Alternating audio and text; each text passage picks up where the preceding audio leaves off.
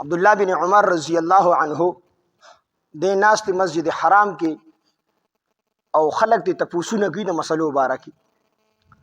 د مصر یو کس هغه تپوس کوي دا څوک دی، ورته وی دا عبدالله بن عمر رضی الله عنه دی. خصوصا په مصر کې عبدالله بن سبا يهودي د صحابو په باره کې د خلکو ډیر غلط ذهن جوړ کړي. عبدالله بن سبا يهودي چې کوم د صحابو په باره کې د خلکو ډیر غلط ذهن جوړ کړي، خصوصا د حضرت عثمان رضی الله عنه په باره کې، ځکه چې خلیفہ نو په هغه باندې قسم قسم تهمتونه لګولي او د خلکو ذهن د هغه په باره کې غلط جوړ کړي. نو دغه کس هم د مصر نه راغلی نو تپوس کوي دا څوک دی په دې مجبه کې، دا ولاړ خلک دي تپوسونه کوي. خلکو ته دا حضرت عبدالله بن عمر رضی الله عنه، عبدالله بن عمر دا د حضرت عمر رضی الله عنه زوی وي، دا هغه دی. نو داسې ناخولی باندې وي دې خو ما نوم مې ول اورېدلی دی خو لیدلی مې نه دی. نو دې ورنږدې شو عبدالله بن عمر رضی الله عنه نه تپوس وکړو. عبدالله بن عمر رضی الله عنه حضرت عثمان رضی الله عنه ښه سړی او که بد سړی؟ عبدالله بن عمر رضی الله عنه فرمایل هغه ډېر ښه سړی و. په صحابو کې دریم نمبر مرتبه ده د هغه، په صحابو کې د ټولو نه ډومبۍ مرتبه د ابوبکر صدیق رضی الله عنه ده، بلکې د انبیاو نه پس مرتبه چې کومه ده د انبیاو نه پس دا د ابوبکر صدیق رضی الله عنه ده. بیا دویمه مرتبه ورپسې د حضرت عمر فاروق رضی الله عنه او دریمه مرتبه دا د حضرت عثمان ذی النورین رضی الله عنه ورته دا دریم نمبر مرتبه ده. نو دا مصری کس تپوس کوي د حضرت عبدالله بن عمر رضی الله عنه ورته وی چې د دومره اوچتې درجې والا سړی دی، نو آیا دا حضرت عثمان رضی الله عنه چې وو نو چې کله نبی علیه السلام د حدیبیې په مکان د احد نه په تختیدونکو کې دی، نو ته چې وایې د دوره لویه درجه ده چې دریم نمبر درجه ده. نو لومبی خو دا چې کله د بدر جنګ و، بدر د اسلام لومبی جنګ و، نو د عثمان رضی الله عنه پکې شریک و، شریک پکې نو د عبدالله بن عمر نه د سړی تپوس کي خو په طور د اعتراض هغه ورته وی نو شریک شوی پکې د جنگ بدر کې حضرت عثمان رضی الله عنه نو شریک شوی. نو هغه ته څنګه وجه دا ښه سړی دی او د دریمه درجه ده په صحابو کې چې د جنگ بدر غوندې اهم جنگ اهم غزا په دې کې عثمان رضی الله عنه د شهید شریک شوی، نو دې څنګه ښه سړی شو؟ ورته دویم سوال مې دا دی چې کله نبی علیه السلام د حدیبیې په مقام باندې د صحابو نه بیعت اغستو، نو حضرت عثمان رضی الله عنه بیعت کړی او کنه دې په دغه بیعت کې شریک او کنه؟ نو عبدالله بن عمر رضی الله عنه نه دې په دای کې نو شریک وي. ته څنګه و چې دومره لوی کارو نبی علیه السلام د 1500 صحابو نه بیعت اغستی او دې پکې نو بیعت کړی، ته څنګه و چې د دریمه درجه ده؟ وی دریم سوال مې دا دی چې د احد په جنګ په تختیدونکو کې دی وو او کنه؟ هغه بالکل د احد په جنگ تختیدونکو کې دی وو، دی تختیدلی د جنگ. وی ته څنګه وای چې عثمان رضی الله عنه دریمه درجه ده په اسلام کې په صحابو کې او ښه سړی دی؟ روان شو خنده جوړه کړله. عبدالله بن عمر رضی الله عنه آواز ورکړ راشه اوس جوابونه مو ووایه. هغه سوالونه وکړل، سوالونه ستا د مرضی، اوس جوابونه زما د مرضی وایه. دې پله راشه. دی راغی ورته وی په بدر کې حضرت عثمان رضی الله عنه ولې نو شریک شوی؟ د نبی علیه السلام حضرت عثمان رضی الله عنه زغره اچولې وه، تورې راغستې وه او د جنگ بدر دپاره تیار شوی او راوتلی و.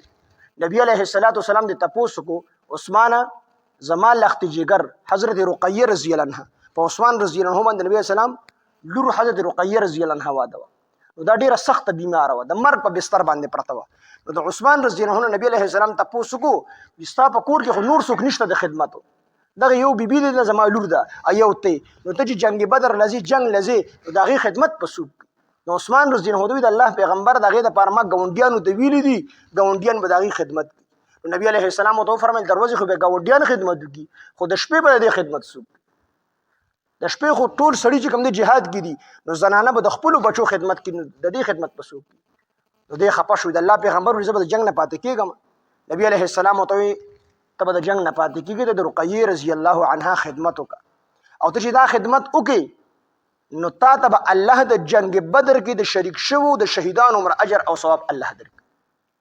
ځکه اصل سیز خو د الله او د الله د پیغمبر حکم منل دي. که یو سړی غټ کار وکړي د دینو خو د پیغمبر په طریقه نه، د پیغمبر د منشا خلاف وي، نو الله نه قبلي. نو دغه ټیم کې جهاد د تل اصل نو د پیغمبر حکم منل اصل. نبی علیه السلام ته فرمایل عثمان ته په دغه جنگ کې شریک کی حکمن، تا ته په مال غنیمت کې حصہ هم ملاویږي، تا ته په جنگ کې د شریکېدونکو عمر ثواب هم ملاویږي. عثمان رضی الله عنه چې پاتې کړیو د عثمان رضی الله عنه د زړه تمنا دا و چې زه به دغه جنګ کې شریک شوې، خو نبی علیه السلام ورته حکم کړیو او پر زور حکم ورته کړو چې ته پاتې کېږې ته به نه ځې. نو د دې وجې نه عثمان رضی الله عنه پاتې شو. دویم چې ته وایې چې نبی علیه السلام چې د کیکر د ونې د لاندې د حدیبیې په مقام باندې د صحابو نه بیعت اغستو، عثمان رضی الله عنه پکې شریک نه و. هغه واقعا د خبرې څنګه واقعه وه؟ هغه واقعه دا و چې صحابه کرام سره د نبی علیه السلام د عمرې دپاره روان شو.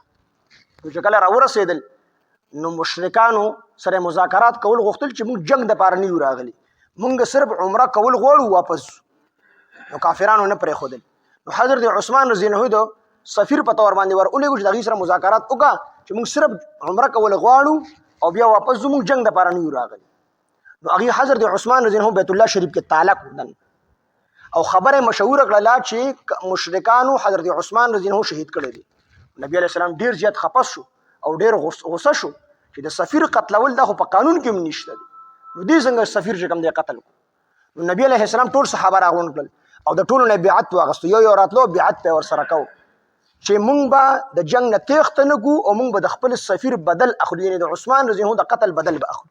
نو په دغه ټیم کې دا کوم بیعت چې جوړ شو نو دا خو د عثمان رضی الله عنه د وجې نه جوړ شو چې هغې جرنده کړی او خبره یې غلطه مشهوره کړې چې هغه مونږ شهید کړی دی. نو چې ټول صحابه بیعت کړه وي دا ډېر عظیم بیعت دی. نبي علیه السلام وفرمیل وي دا لاس ته چا دی؟ صحابو ته وي.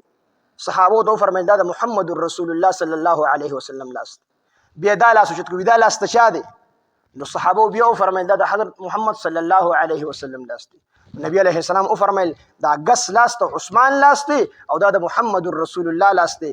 دا عثمان رضی الله عنه د نبی علیه السلام سره په دې خبره بیعت وکړو چې موږ به د عثمان رضی الله عنه د قتل بدل اخلو تېښته به نه وي، چې دې د دې بیعت نه پاتې نشي. اما موجود نه و، هغه جرنده کړی او نبی علیه السلام خو بیعت هم د عثمان رضی الله عنه په قتل باندې اخیستو، خو هغه شهید شوی دی چې هغه د دې ثواب نه محروم نه شي. دا د عثمان لاس دی او دا د نبی علیه السلام لاس دی. ما سره عثمان رضی بیعت هغه بیعت کړی په دغه ټایم کې، خو بیعت کړی نو بیا هم په حضرت عثمان رضی الله عنه باندې نکیر او تا ته د اعتراض حق نه و، ځکه چې بیعت پېښ شوی د حضرت عثمان رضی الله عنه د وجې نه، خو بیا هم نبی علیه السلام هلته پرې نه ښودو.